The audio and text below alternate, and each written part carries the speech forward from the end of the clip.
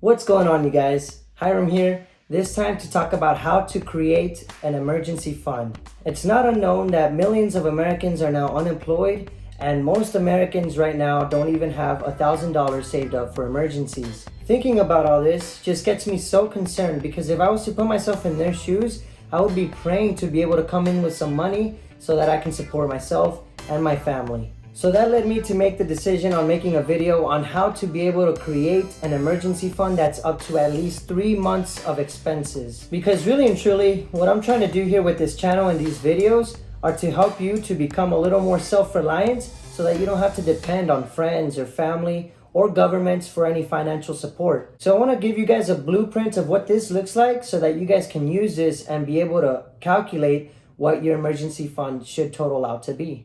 So for this example or blueprint, I Googled all of the average Americans' monthly expenses so that I could come out with something that would give you an idea of what the expenses would look like for you. I also threw in a little bit of what my expenses kind of look like in this little blueprint. So if your expenses look a little different, just go ahead and add or subtract whatever expenses you may have or not have. All right, guys, so here it is. The average American's monthly income is around $4,000 a month. Again, yours may be different. It may be a lot more income or it may be a lot less. But for this example, we're just going to use $4,000 a month, okay? All right, so I'm just going to go down the list for the average American's monthly expenses.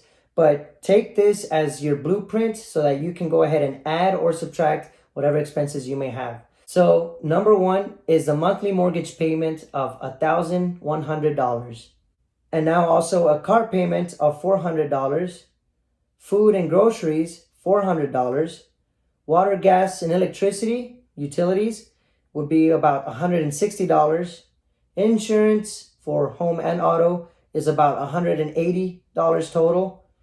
For gasoline for traveling or commuting from home and work, it's about $100. For your monthly internet payment is about $50. And come on, let's be serious. A lot of us already have Amazon. We probably pay about $10 a month for that. Now, yes, theoretically, you should have all of your debts paid off except for your mortgage. But let's be real here. A lot of you guys still have credit card debt and car debt. So just include that into your monthly expenses summary. Okay, so for this example, it totaled out to $2,400 a month. That's all of the expenses that this average American would typically have. Now you multiply that by 3, and that's where you get your calculated emergency fund amount. In this case, if you multiply 2,400 by 3, you get $7,200. So the average American should have at least $7,200 saved up for an emergency. So that's at least 3 months of expenses. But how do you know if you should be saving more? 4 months, 5 months, 6 months, or more? How do you know? Well, that really just depends on you. But if it were me, I would probably think, how safe is my job right now? Because if it is not that safe, then I'd probably want to save up more towards the 6 months of expenses, just because if I get laid off, then I have that 6 months of cushion time to be able to look for another job and still be safe with my money. All right, but I want to go back to that example real quick because if you add up all those expenses, we agreed that it totals to $2,400 a month, right? Well, if you subtract that $2,400 a month from the average monthly income that an American makes, which is $4,000, you get $1,600. So if you subtract 2,400 from 4,000, it's 1,600. Now, when the average American does this kind of math with their own finances, they kind of ask themselves, well, wait a minute, there's $1,600 left over for the month. What happened to all that money? And that was actually me a couple years back. And no joke, that is basically all of us when we began to write down all of our expenses. We end up finding out that all of the necessary expenses do not total out all of the monthly income that we make. So all of those complaints and remarks that we make about how we always got to pay bills and then there's no money at the end, sometimes is a lie because, well, in my case, and I'm sure in many of you guys' cases, if you really do the math for all of your expenses, only your necessary expenses, you'll find out that it does not equal all of the monthly income that you actually make. So anyway, going back to this example, we have $1,600 left over for the month. And they can ask themselves, well, where did this money go? I'll tell you where it went. It went to all of the clothes, shoes, streaming services, toys, gadgets like drones and phones and fantasy football, you name it. That's where it went. Your money just disappears and it goes because you really don't know how to handle it or how to manage it. So it just kind of goes off on its own. Once you begin to place a name and a place for every single dollar that you have, you'll be able to find out where your money goes and be more able to handle it and therefore be able to build your emergency fund. Now, it's probable that most of you guys haven't been spending as much as you have recently because of this lockdown. But it's also probable that you haven't, just because of all the stores that you find online. So I'm not trying to say that you should be a minimalist or that you should not live, but I am saying that you need to be building your emergency fund with a purpose. So how much should you be saving from every check that you get?